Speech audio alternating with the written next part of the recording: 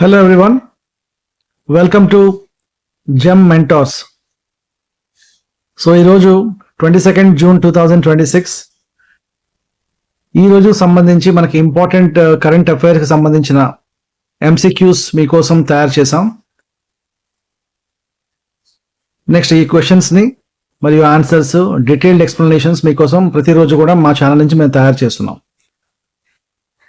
So ఈ content తర్వాత మా క్వశ్చన్స్ మా వీడియోస్ నచ్చినట్టయితే లైక్ చేయండి, మీ ఫ్రెండ్స్కి ఆస్పిరెంట్స్కి షేర్ చేయండి. అండ్ మీరు మా ఛానల్కి కొత్తగా వచ్చినట్టయితే దయచేసి సబ్స్క్రైబ్ చేసుకోండి.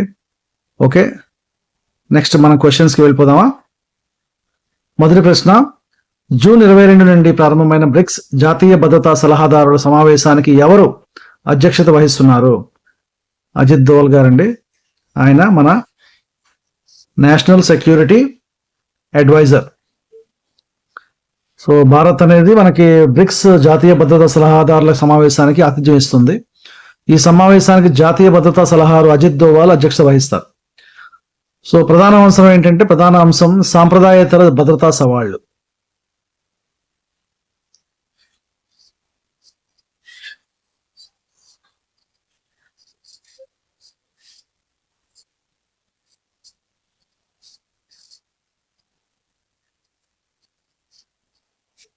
ఓకే, గుర్తుంచుకోవాలి. రెండవ ప్రశ్న, బ్రిక్స్ జాతీయ భద్రతా సలహాదారుల సమావేశం ప్రధాన అంశం ఏమిటి అంటే సాంప్రదాయేతర భద్రతా సవాళ్లు. మూడవ ప్రశ్న, అమెరికాతో వాణిజ్య ఒప్పంద చర్చల్లో భారతదేశం ఏ దేశంపై సుంక ప్రయోజనం పొందాలని చూస్తోంది? ఓకేనండి, అది వియత్నాం. సో ఈ వాణిజ్య ఒప్పంద చర్చల్లో ఏంటంటే భారత్ వియత్నాం వంటి దేశాల కంటే మెరుగైన సుంక ప్రయోజనాలు పొందాలని భారత్ ప్రయత్నిస్తోంది.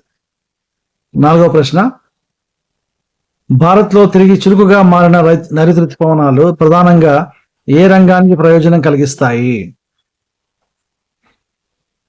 ఖరీఫ్ పంటలు. ఓకేనండి. సో నైరుతి ఋతుపవనాలు మళ్ళీ చురుగ్గా మారడంతో ఖరీఫ్ పంటల సాగుకు అనుకూలమైన పరిస్థితులు ఏర్పడుతున్నాయండి. IMD ఇండియన్ మెట్రలాజికల్ డిపార్ట్మెంట్ ఈ ఏడాది వర్షపాతం LPAలో 90% ఉండొచ్చని అంచనా వేసింది. గుర్తుంచుకోవాలి. ఐదవ ప్రశ్న, జూన్ మొదటి 21 రోజుల్లో వర్షపాతం సాధారణం కంటే ఎంత తక్కువగా నమోదైంది?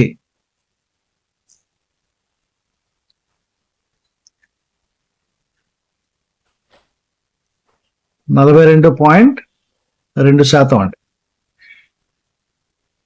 ఆరవ ప్రశ్న, బ్రిక్స్ ఫ్రెండ్షిప్ సిటీస్ కాంక్లేవ్ 2026 ఏ నగరంలో జరగనుంది?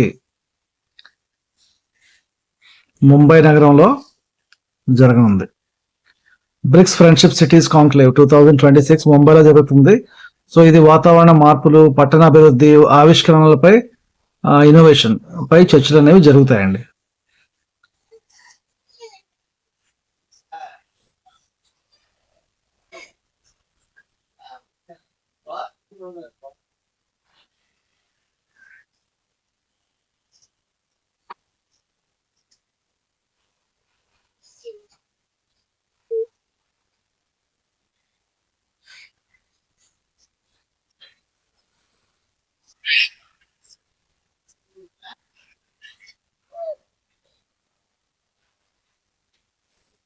ఏడవ ప్రశ్న, బ్రిక్స్ ఫ్రెండ్షిప్ సిటీస్ కాంక్లేవ్ ప్రధానంగా దేనిపై దృష్టి సారిస్తుంది?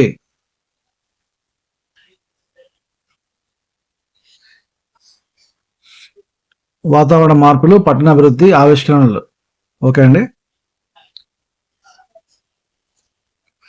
ఎనిమిదో ప్రశ్న, ప్రస్తుతం నాకౌట్ దశ అర్హత పోటీలు జరుగుతున్న ఫుట్బాల్ టోర్నమెంట్ పేరు ఏంటంటే ఫిఫా వరల్డ్ కప్ 2026. సో రీసెంట్గా ఏంటంటే మనకి ఫిఫా ప్రపంచ కప్లో 2026 ఇది 48 జట్లు టోటల్గా పాల్గొన్నాయి. రీసెంట్గా స్పెయిన్ సౌదీ అరేబియాపై 4-0తో గెలిచింది. ఓకే అండి. స్పెయిన్ తరపున తొలి ఫిఫా వరల్డ్ కప్ ప్రపంచ గోల్ సాధించిన ఆటగాడు ఎవరు? ఇది లమిన్ యమాల్, ఈయన. తర్వాత 10వ ప్రశ్న, స్పెయిన్ ఇటీవల 4-0 తేడాతో ఏ దేశాన్ని ఓడించిందంటే సౌదీ అరేబియా. సో ఇలాగ మార్చి క్వశ్చన్స్ అడుగుతారనే ఉద్దేశంతో మేము ఇలా ఇవ్వడం జరిగింది. 11 భారత్ ఏ అంతర్జాతీయ సంస్థకు ఉపాధ్యక్ష పదవి చేపట్టనున్నది? Financial action task force. So ఇది ఏంటండి? మనీ లాండరింగ్ మరియు ఉగ్రవాద నిధుల నియంత్రణ. సో ఇది సంబంధించిన అంతర్జాతీయ సంస్థ అండి. సో భారత్ దాని ఉపాధ్యక్ష పదవిని చేపట్టనున్నది, వైస్ ప్రెసిడెంట్. 12వ ప్రశ్న యూజీసీ నెట్ పరీక్ష ఎప్పుడు ప్రారంభం కానున్నది? అంటే రేపటి డేట్ జూన్ 23. 13వ ప్రశ్న 11వ బ్రిక్స్ ఇంధన మంత్రుల సమావేశం ఎక్కడ జరగనున్నది? ఎక్కడండి? గురుగ్రామ్, హర్యానా, ఢిల్లీ అవుట్స్కట్స్ లో.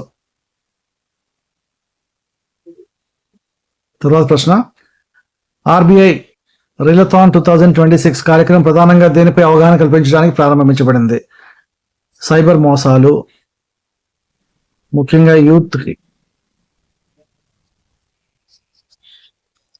15వ ప్రశ్న కొత్త లింక్స్ స్పైడర్ జాతి హమాతలీవా మాలిన్ ఘాట్ ఏ రాష్ట్రంలో కనుగొనబడింది? అంటే మేఘాలయలో. 16వ ప్రశ్న యూపీఐ సేవలు ఇటీవల ఫ్రాన్స్ లోని ఏ ప్రసిద్ధ షాపింగ్ కేంద్రంలో ప్రారంభించబడ్డాయి? ఎక్కడండి? గ్యాలరీస్ లాఫాయెట్ లో. 17వ ప్రశ్న నీటి నిల్వలు తగ్గిపోవడంతో భారత్ నగరంలో ఈ నీటి పరిమితులు అమలు చేశారు? ముంబైలో. సో నీటి నిల్వలు తగ్గిపోవడం వల్ల కొన్ని పరిమితులు అనేవి లిమిటేషన్స్ అప్లై చేశారు అక్కడ. 18వ ప్రశ్న ఫీఫా ప్రపంచ కప్ 2026లో మొత్తం ఎన్ని జట్లు ఉన్నాయంటే మనం అనుకున్నాం ముందే 48 జట్లు. 19వ ప్రశ్న భారత్ లో ఈ సంవత్సరం వర్షపాతం దీర్ఘకాలిక సగటులో 90% ఉంటుందని అంచనా వేసిన సంస్థ ఏది? అంటే ఐఎండి, ఇండియన్ మెటలాజికల్ డిపార్ట్మెంట్. 20వ ప్రశ్న రష్యా దాడులను ఎదుర్కొనేందుకు ఉక్రెయిన్ సంకల్పాన్ని పునరుద్ఘాటించిన నాయకుడు ఎవరండి? Vladimir Zelensky. ఓకే, ఆ దేశపు ప్రెసిడెంట్. సో ఇవాళ ఈ 20 క్వశ్చన్స్ ఇంపార్టెంట్ కరెంట్ అఫైర్స్ గురించి మనం నేర్చుకున్నాం. సో రేపటి కరెంట్ అఫైర్స్ క్వశ్చన్స్ గురించి కొంచెం స్ట్రాటజీ గురించి కూడా నేర్చుకుందాం. సో ఈ వీడియో మీకు నచ్చినట్లయితే దయచేసి లైక్ చేయండి, మీ ఫ్రెండ్స్ కి మిగతా ఆస్పిరెంట్స్ కూడా షేర్ చేయండి. ఇవి ఇంపార్టెంట్ క్వశ్చన్స్, ఎక్కువ మంది తెలుసుకుంటే మీకు ఎగ్జామ్ లో స్కోర్ చేయడానికి వీలుగా ఉంటుంది.